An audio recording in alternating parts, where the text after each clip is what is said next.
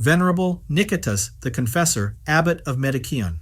Commemorated on April 3rd, St. Niketas the Confessor was born in Bithynian Caesarea, northwest Asia Minor, of a pious family. His mother died 8 days after his birth, and his father Philaretos became a monk. The child remained in the care of his grandmother, who raised him in a true Christian spirit. From his youth, St. Niketas attended church and was a disciple of the hermit Stephanos. With his blessing, St. Niketas set off to the Medikion Monastery, where St. Nikephoros, March 13th, was the igumen.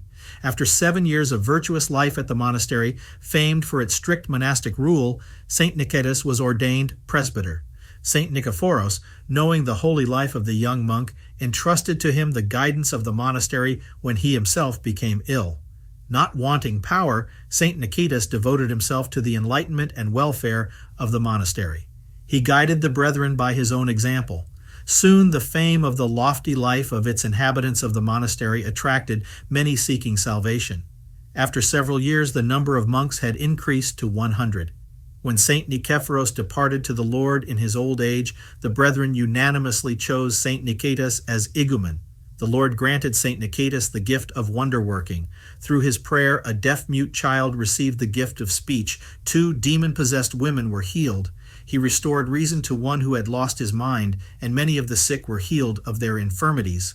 During these years, under the Emperor Leo the Armenian, 813-820, the iconoclast heresy resurfaced and oppression increased.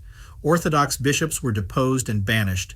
At Constantinople, a council of heretics was convened in 815, at which they deposed the holy patriarch Nikephoros, 806-815, and in his place they chose the heretical layman Theodotus.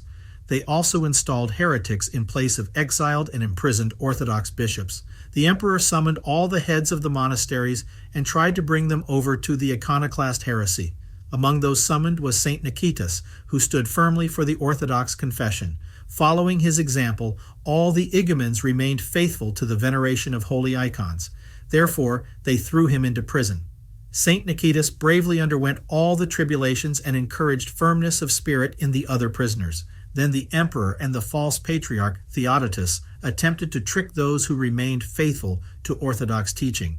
They promised that the emperor would give them their freedom and permit the veneration of the icons on one condition, that they take communion from the pseudo-patriarch Theodotus.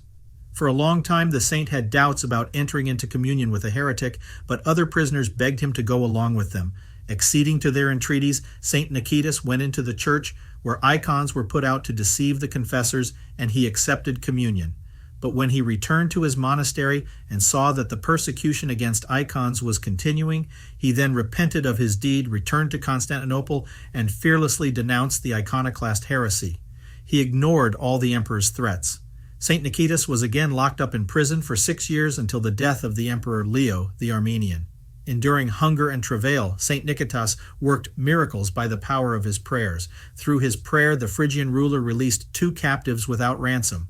3 shipwrecked men for whom St. Niketas prayed were thrown up on shore by the waves. St. Niketas reposed in the Lord in 824.